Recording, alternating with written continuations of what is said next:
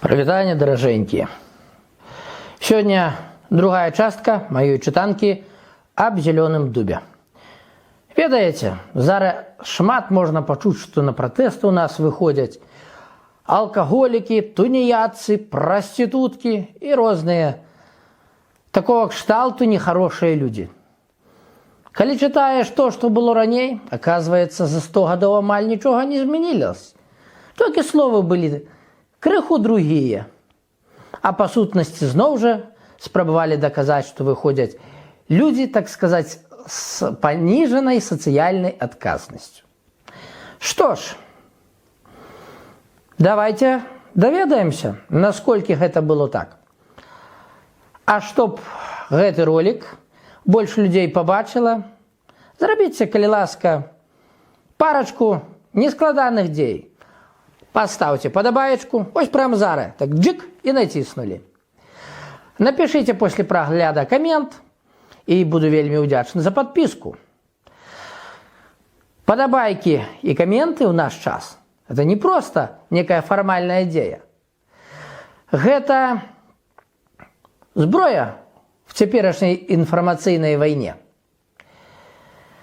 И яна дапамагае нам показывать гэтыя відэа другім людзям, па-першае, а па-другое, дапамагае зразумець Ютубу, што беларуская мова існуе і што беларускамоўны Ютуб таксама існуе.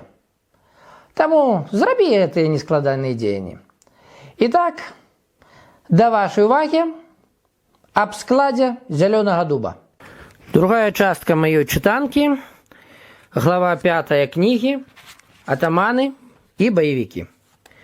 Маючы дакументальныя сведчанні, нават персанальныя спісы удзельнікаў антыбальшавіцкай партызанкі, няцяжка ўявіць і сацыяльнае аблічча мяцежнікаў і іх лідараў. Зялёны рух слаба закрануў горад, бо на яго развіццё моцна паўплываў фактар этнічна-тэрытарыяльнага размяшчэння насельніцтва. У моры беларускамоўнага аграрнага насельніцтва руска-яўрэйскія гарады-анклавы і мястэчкі.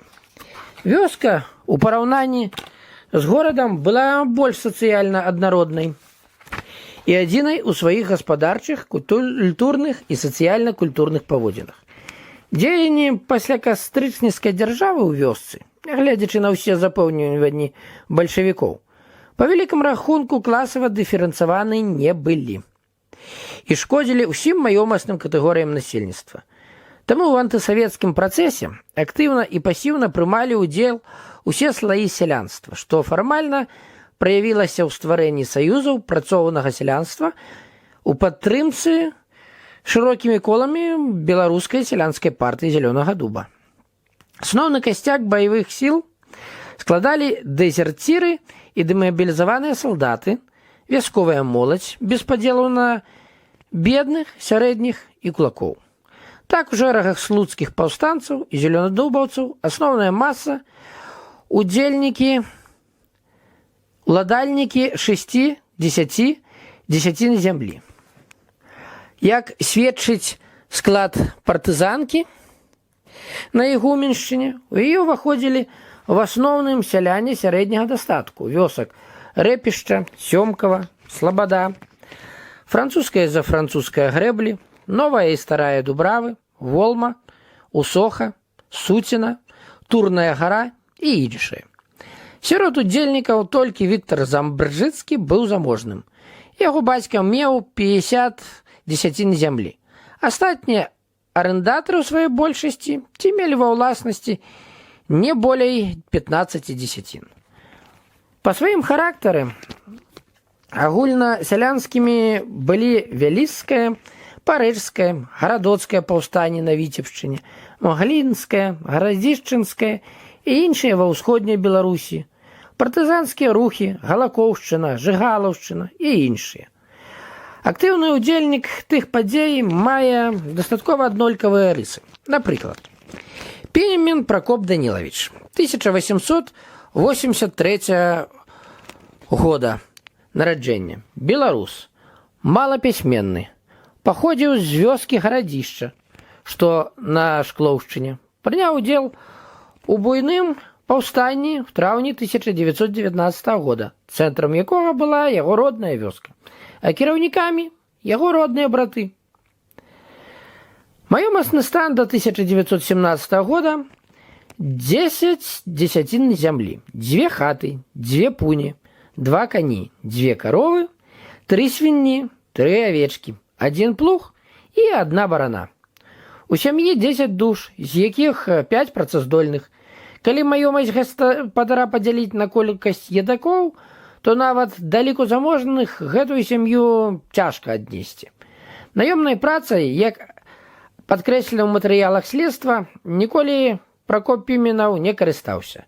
Трэба дадаць, што ён быў чалавекам глыбока рэлігійным, як і абодва яго браты.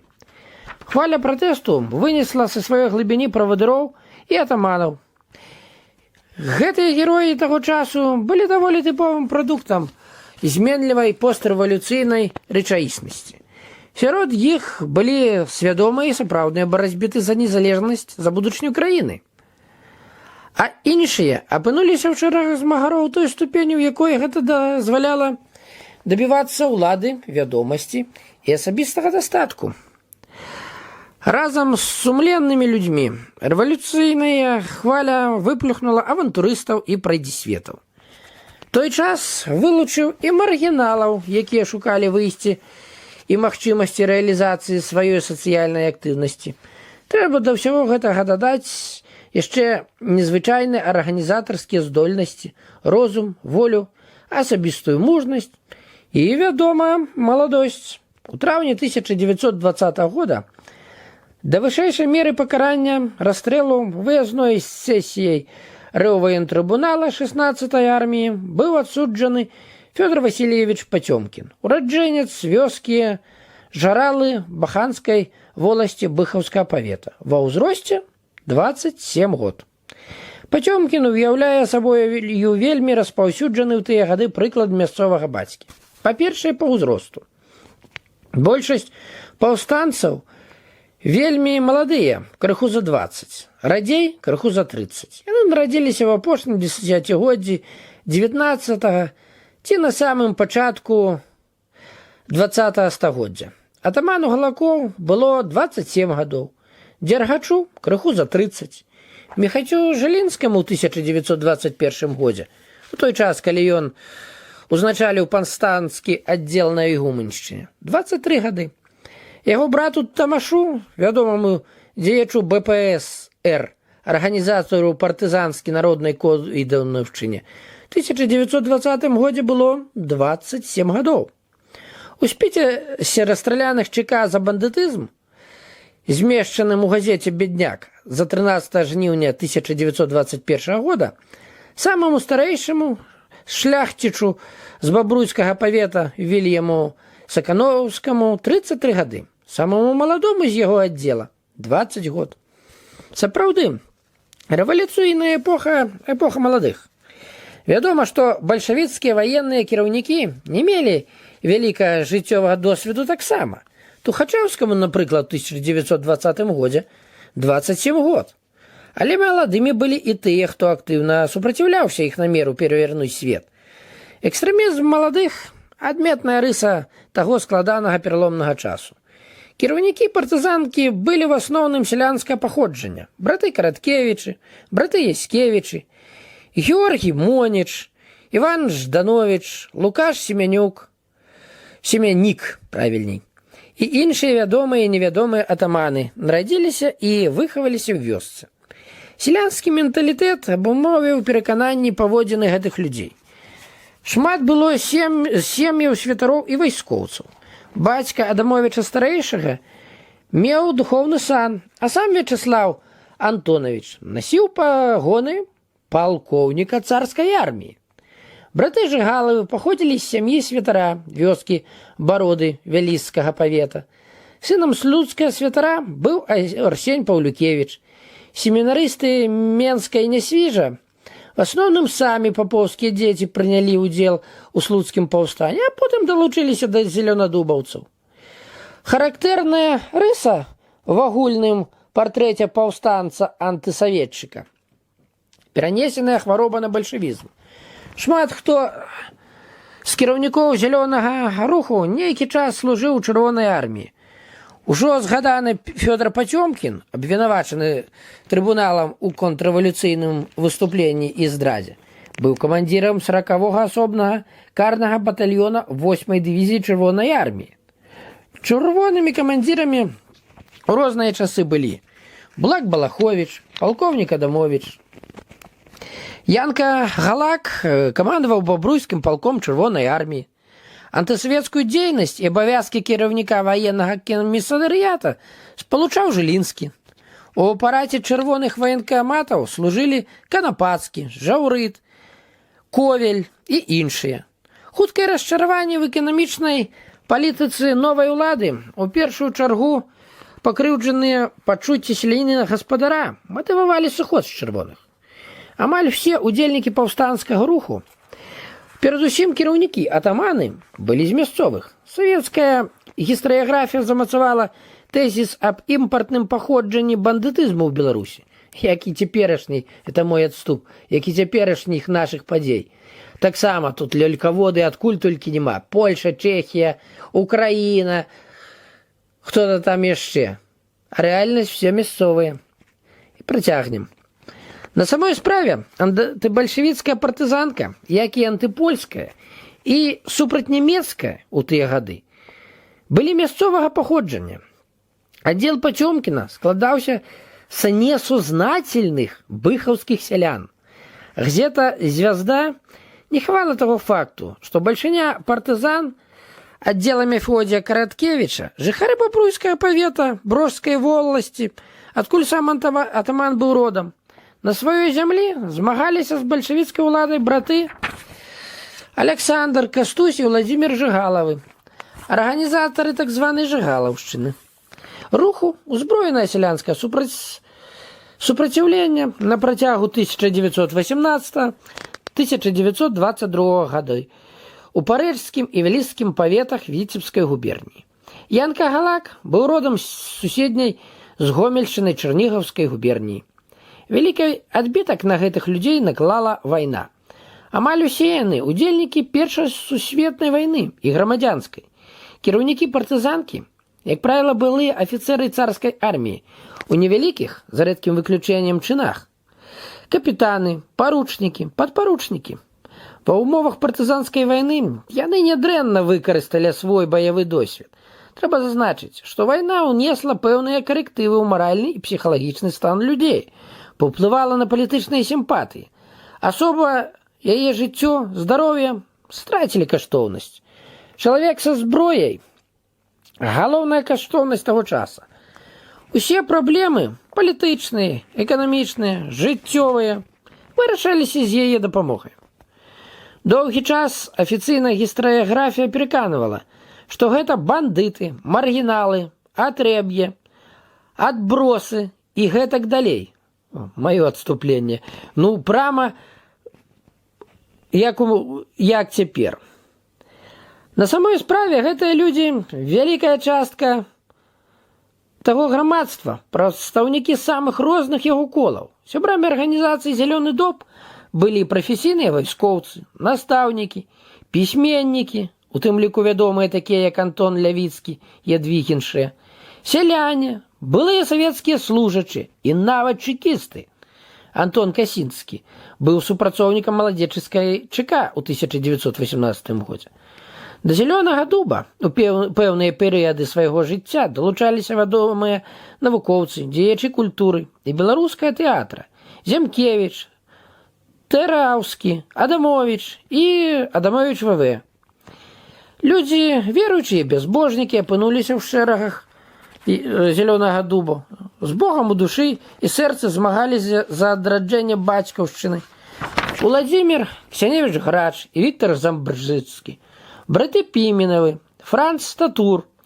Дзеля ўласнага узбагачэння выкарыстоўвалі зброю нізкія асобы, якія заплямілі штандары «Зялёнага дуба» яўрэйскімі пагромамі і рабаўніцтвам вяскоўцаў.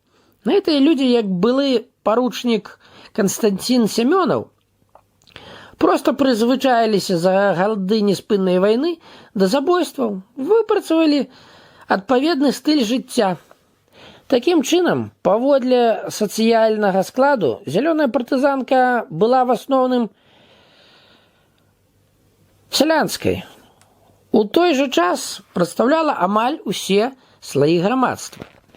Дарэчы, спробы аналізаваць склад зялёнага руху былі зробленыя яшчэ ў тыя часы, калі партызанка дзейнічала. У аснову аналітыкі пакладзены сацыяльны досвед і матывацыя ўдзелу ў партызанскіх аддзелах. Вынікі працы былі прыведзены зацікаўленым установам і асобам вясной 1922 года, калі палітычная, колькасная і маральная характарыстыкі руху відавочна змяніліся ў параўнанні з папярэднім ходам, перыядам і вышэйшага ўздыму. Аналіз адлюстроўвае наяўнасць розных плыняў у партызанцы, як палітычных, так і крымінальных, як нацыянальных, так і бескаляровых. Даследчык з савенкаўскіх штабных капітан Арлянінаў вылучыў у асобную частку так званых хранічных дэзертыраў, аднолькава варожых да ўсіх, без пэўных палітычных праграм і выпрацаванай тактыкі. Галоўная мэта людзей, якія гуртаваліся вакол нефармальнага лідара, ухіленне ад службы в арміі як у чырвонай, так і ў іншых. Гэта катэгорыя вельмі характэрная для Беларусі. Насельніцтва абсалютна не жадала служыць в арміях чужынцаў і на працяглы тэрмін пакідаць свой дом і гаспадарку. Военный аналитик звернул увагу таксама на наяўнасць крыміналу. А социальный, но очень активный элемент разобьет совет, перевешает коммунистов и вместе с тем организует еврейский погром, пограбит мужиков, наложит контрибуцию на деревню, и деятельность его очень незначительная. До апошняй категории идейных и полезных автор отнес отделы «Зеленого дуба», подкреслившие незалежніцкую афарбоўку іх палітычных настрояў. Аўтар цытаванага дакумента слушна заўважыў, што адна з прычын арганізацыйнага і маральнага заняпаду партызанкі – матэрыяльныя цяжкасці, напалову галоднае існаванне, адсутнасць сталых крыніц забеспячэння, што і штурхае да рабаўніцтва насельніцтва. На думку эксперта, ситуацию могли б специально организованные группы выправить, военных специалистов, якія взяли б на себе кіраўніцтва мясцовымі аддзеламі і распачалі працэс аздараўлення. Аднак беларускія партызаны не мелі схільнасці давяраць чужынцам. З гэтага часу дзейнасць аддзелаў прымае ўсё больш замкнёны самадастатковы характар, сам насам з уладаю. Подписывайтесь, дороженькі, ставьте падабайкі і пішыце каменты. І вельмі карысную справу зробіце, калі расшарыце это відэо як мага больш в самых розных месцах. До новых сустрэч!